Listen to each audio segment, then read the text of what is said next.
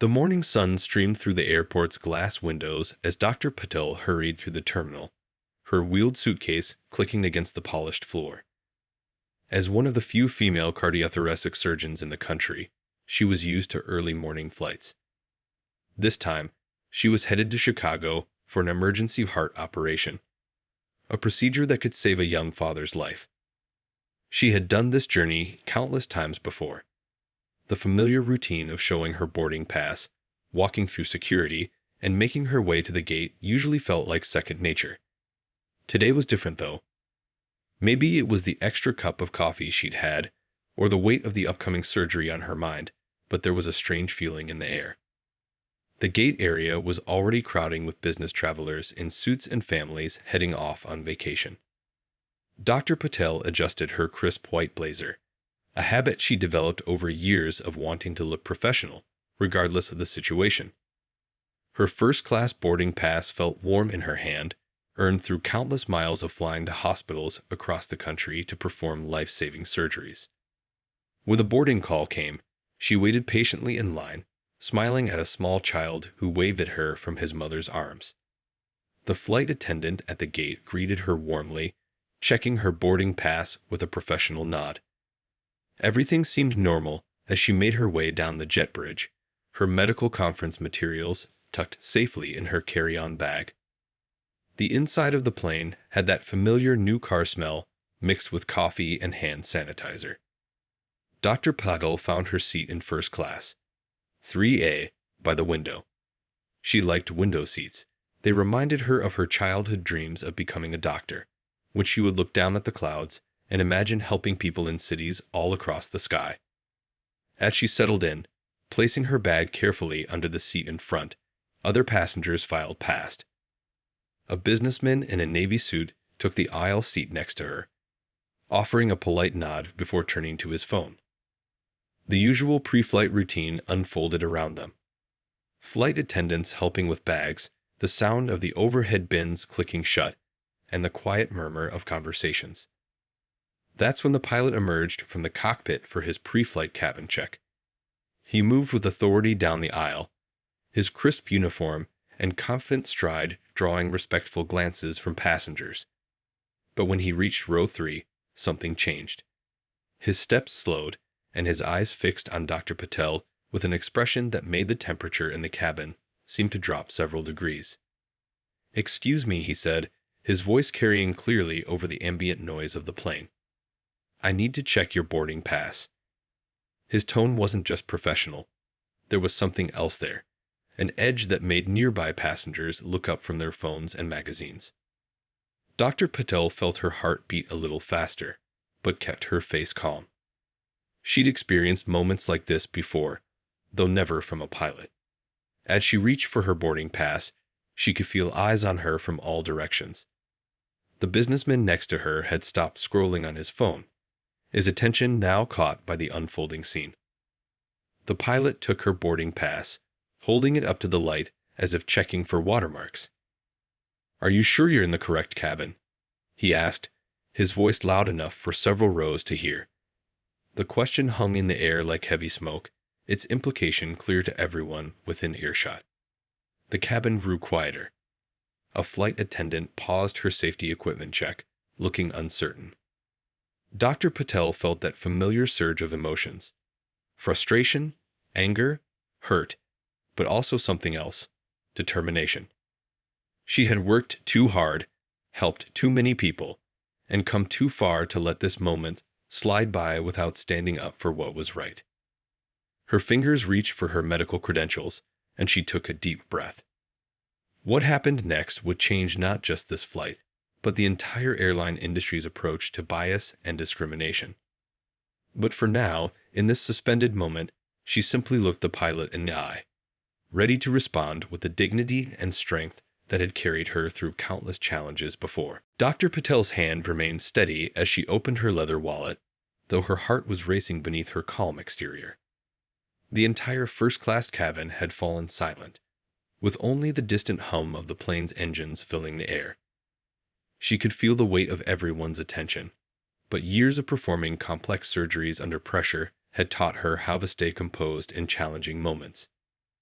"I'm exactly where I should be," she said, her voice clear and measured. From her wallet, she pulled out not just her boarding pass, but also her hospital ID and medical license. The credentials caught the light, the gold embossing of Chief of Cardiothoracic Surgery clearly visible. "In about 6 hours, I'll be performing a triple bypass surgery that could save someone's father's life." The pilot's expression flickered as he took in the credentials. A few rows back, someone whispered, "She's a heart surgeon." The words rippled through the cabin like a wave, changing the atmosphere. A young flight attendant who had been hovering nearby stepped closer, her face showing a mix of concern and admiration. "I fly first class regularly," Dr. Patel continued, maintaining eye contact with the pilot. "Not because I enjoy luxury, but because after spending hours in an operating room, I need to be well rested before I hold someone's heart in my hands." She gestured to her pristine white blazer.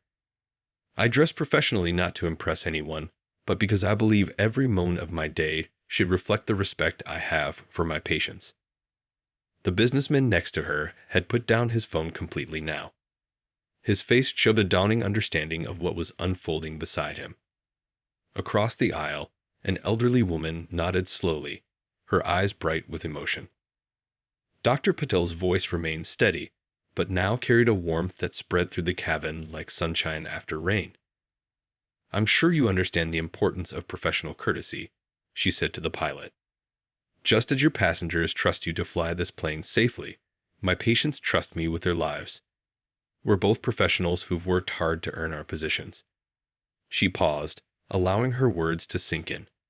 The tension in the cabin began to shift into something else, a shared recognition of a moment that mattered. A moment that wasn't just about one person's credentials, but about dignity, respect, and the assumptions we sometimes carry without realizing their weight. The young flight attendant stepped forward, her voice gentle but firm. "Dr. Patel is one of our frequent flyers," she said, addressing the pilot. "She's helped establish medical programs in several cities we fly to." The attendant's words seemed to break a spell, and other passengers began to stir, their expressions showing support. An older gentleman, a few rows back, spoke up, his voice carrying the weight of experience. "I've been flying these skies for 40 years, he said, "and I've learned that excellence comes in every color." His simple words carried through the cabin, drawing quiet sounds of agreement from other passengers. Dr. Patel smiled gently, then reached into her bag and pulled out a medical journal. On its cover was a feature about groundbreaking heart surgery techniques. "Would you like to see what I'm working on?" she asked the pilot.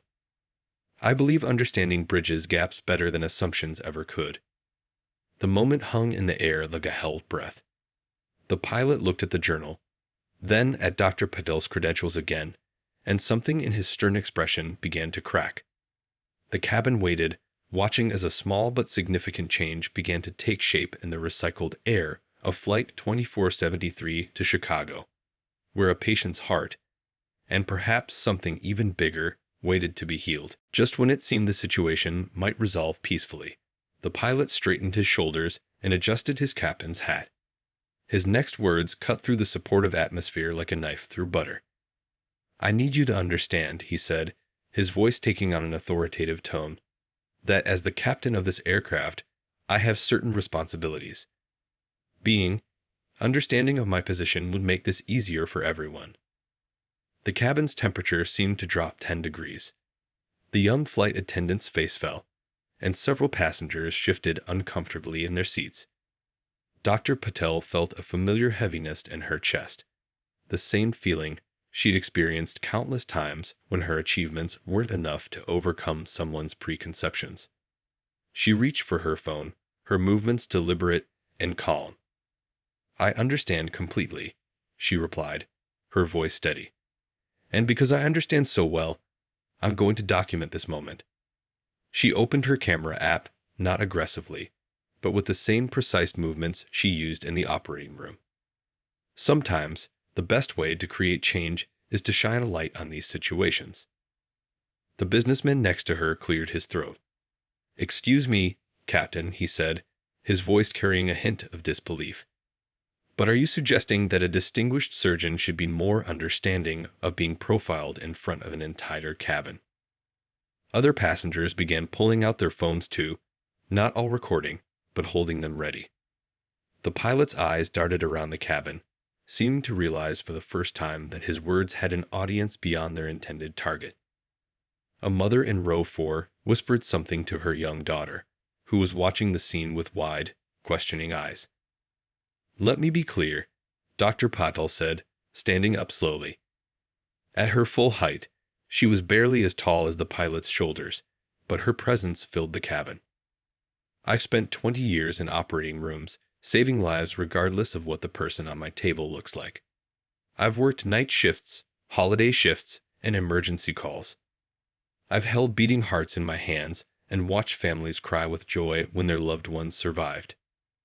She paused, allowing her words to settle in the hushed cabin. "So when you ask me to be understanding of your position, I wonder if you're being understanding of mine." Her phone continued recording steadily. "This isn't just about me. It's about every young person who might hesitate to chase their dreams because of moments like this." The pilot's face reddened, but instead of backing down, he reached for his crew phone. "Perhaps we should discuss this with ground staff," he said, his tone clipped. As he spoke, another flight attendant, older with gray-streaked hair, stepped forward. "Captain," she said quietly, "I think we should consider how this situation appears to our passengers."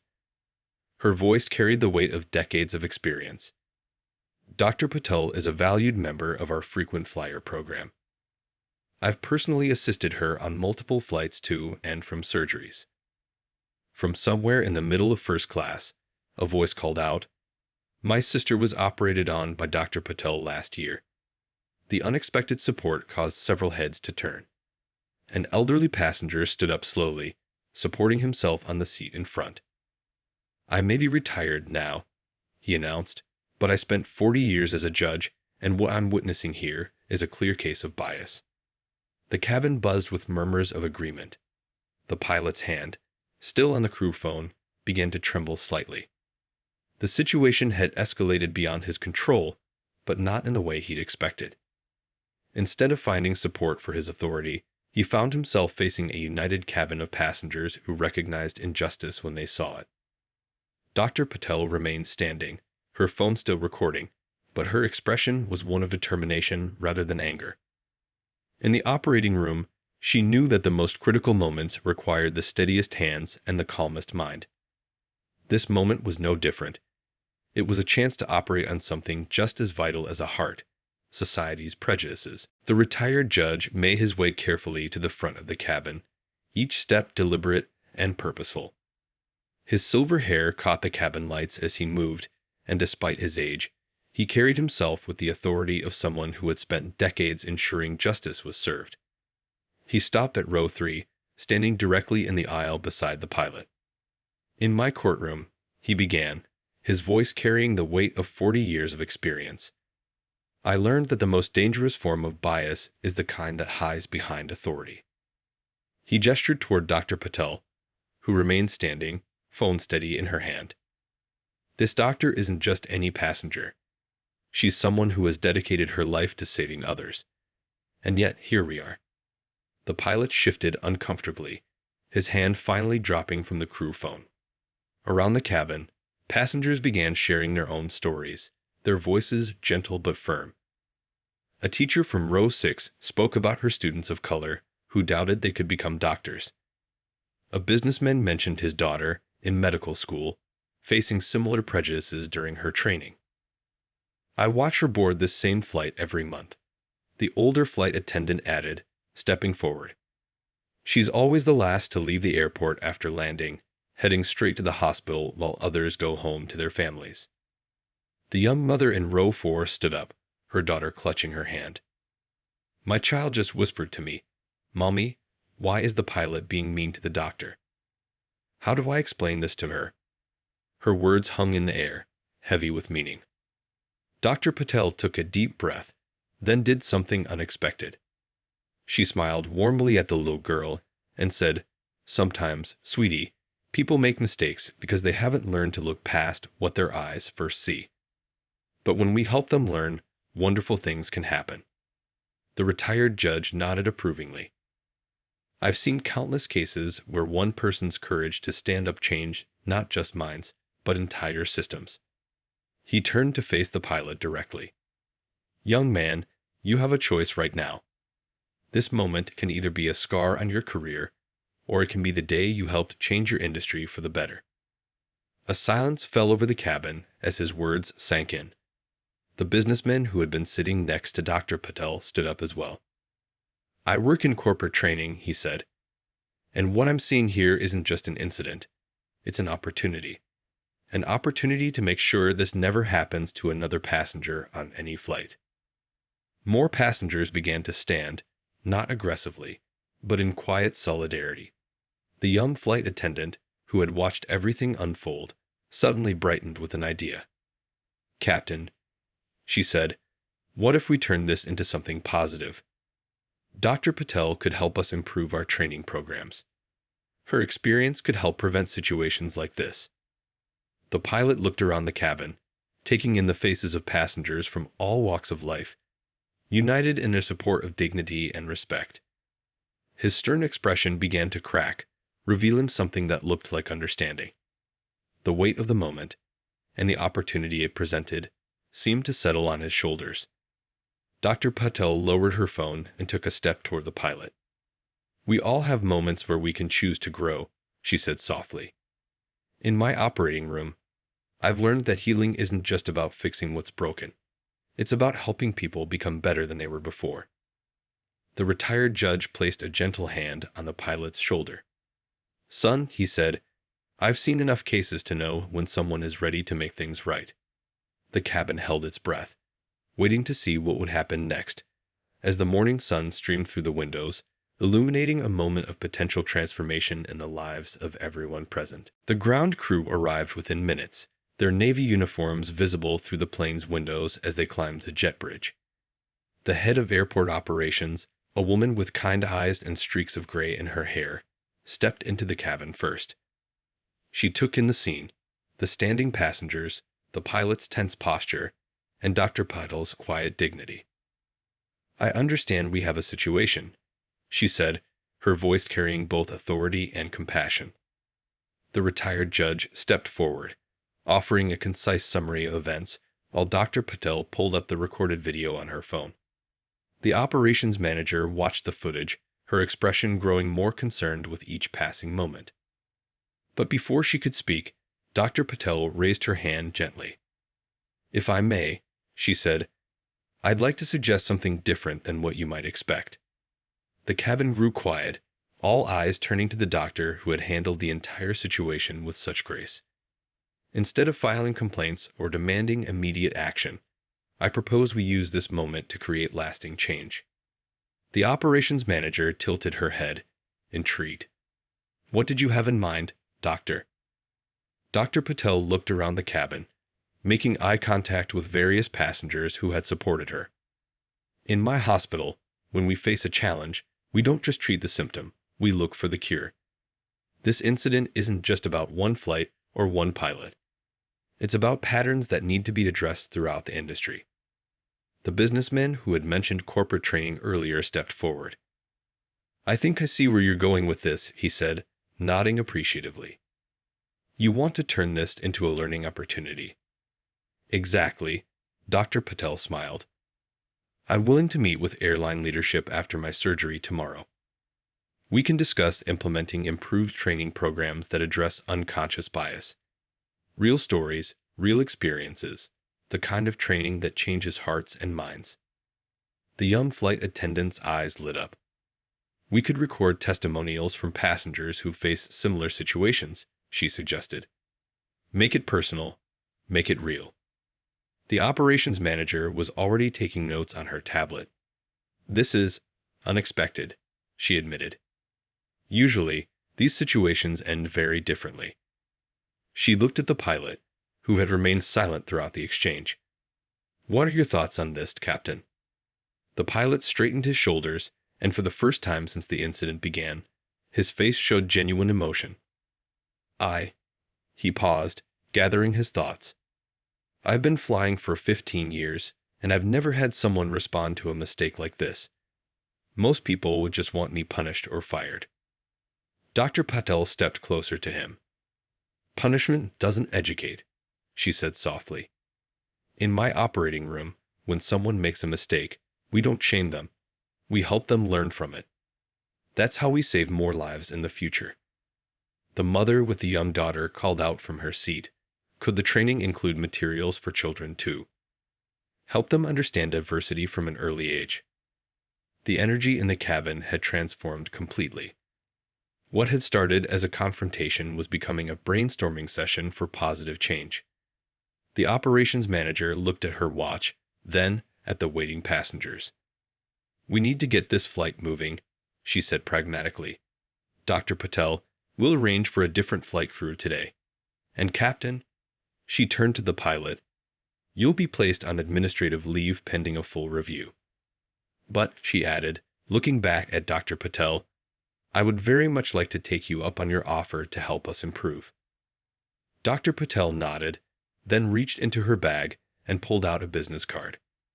After tomorrow's surgery, she said, handing it to the operations manager, we can begin another kind of healing. The video spread across social media like wildfire.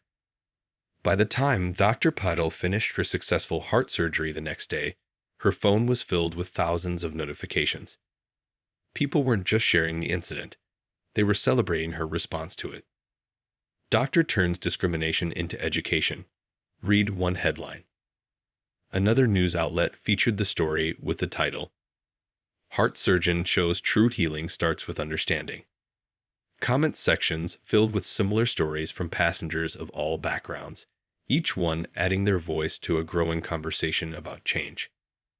The young mother from the flight posted about how she used the incident to teach her daughter about standing up for what's right. Her post went viral. Today, my little girl learned that sometimes the strongest response to unkindness is to teach rather than fight. 3 weeks after the incident, Dr. Patel stood in a conference room at the airline's headquarters. The walls were lined with photos of planes and smiling crew members, but today's gathering was different.